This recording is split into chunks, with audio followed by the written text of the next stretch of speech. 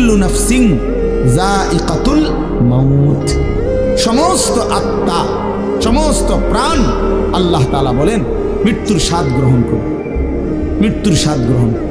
কুল ইন্নাল মাউতাল্লাযী তাফিররুনা মিনহু ফাইন্নাহু মুলাকীকুম, আল্লাহ তাআলা বলেন হে নবী আপনি বলে দেন ও দুনিয়াবাসী, মৃত্যু থেকে তোমরা যেখানেই পলায়ন করো না কেন, মৃত্যু তোমাদের সাথে সেখানে গিয়েই নিজেই মোলাকাত করো, সাক্ষাৎ করো।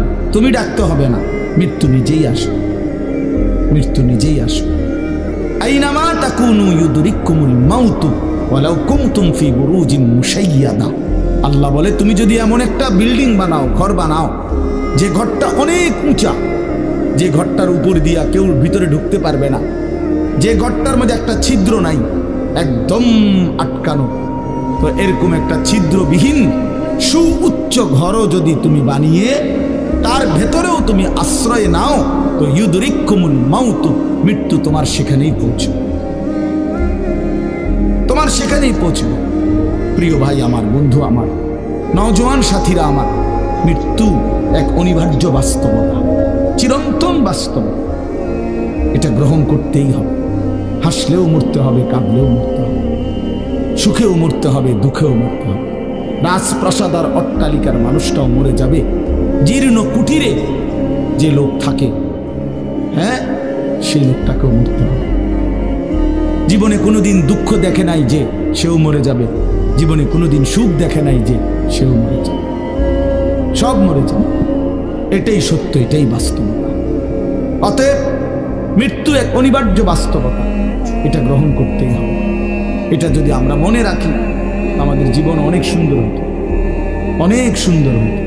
রাসূলুল্লাহ সাল্লাল্লাহু আলাইহি ওয়াসাল্লাম বলছেন, আকসিরু যিকরা হাদিমিল লাযযাত ইয়ানি আল মাউত, আল্লাহর নবী বলেন আমার উম্মত তোমরা বেশি বেশি ওই জিনিসটা স্মরণ করো যে জিনিস তোমাদের সমস্ত স্বাদ, আনন্দ, আহ্লাদ চিরতরে মিটাই দেবে, তোমারে চিরস্তব্ধ করে দেবে। জলজ্জান্ত মানুষটা আমাদের সামনে হাঁটতো, চলতো, উঠতো, বসতো, ঘুরতো, ফিরতো, হ্যাঁ, সেই মানুষটা মনে করেন আমার চোখের সামনে নাই, তার লাশ আমার সামনে, আহা সেই লোকটা স্তব্ধ। পৃথিবীর কত মানুষ কত আওয়াজ করতেছে, কত শোরগোল করতেছে, কিন্তু এই লোকটা হাতও নাড়ে না, পাও নাড়ে না, চোখও মেলে না, আর কিছু। এ কি আশ্চর্য বিষয়, চোখের সামনের এই মানুষটা নাই, কি হলো তার? কে তারে থামাই দিল? কে তারে স্তব্ধ করল? এ তো আমার মতো ঘুরতো, ফিরতো, হাঁটতো। আহ, আমার আব্বারে আমি কত দেখছি, একদিন আমার আব্বা চলে গেল। আমার দাদারে আমি কত দেখছি, আমার দাদা একদিন চলে গেল। আমার জ্যাঠারে আমি দেখে আসছি, দোয়া করে আসছি, ফু দিয়ে আসছি। এক সপ্তাহ পরে দাদ জ্যাঠা ইন্তেকাল করলেন, আবার এক সপ্তাহ পরে আমি গিয়া জ্যাঠার জানাজা পড়াইছি। এই তো বাস্তবতা।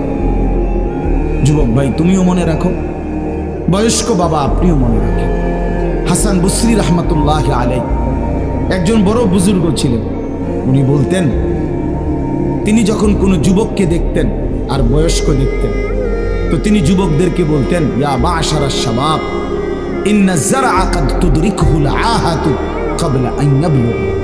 তিনি উপদেশ দিতেন, হে যুবকগণ শোনো, সব ফুল, সব ফল, সব গাছ চারা পরিপক্ক পাকা পর্যন্ত পৌঁছায় না, তার আগেই অগণিত ফুল, অগণিত ফল, অগণিত চারা গাছ ঝরে ঝরে। এটা উনি মনে করাইতেন মৃত্যুর কথা। উনি এটা বুঝাইতেন, যুবক তুমি দেখো একটা আম গাছের মধ্যে যতগুলো মুকুল ধরছে ফুল, সবগুলো আম হয় না। যতগুলো আম ধরছিল ছোট ছোট, সবগুলো বড় পাকা পর্যন্ত যায় না, তার আগেই ঝরে যায়। ঝরেই যায় বেশি, থাইকা যায় অল্প। তার মানে যুবক, কিশোর, তরুণ এই বয়সেই মৃত্যু হয় বেশি, বৃদ্ধ পর্যন্ত পৌঁছে কম।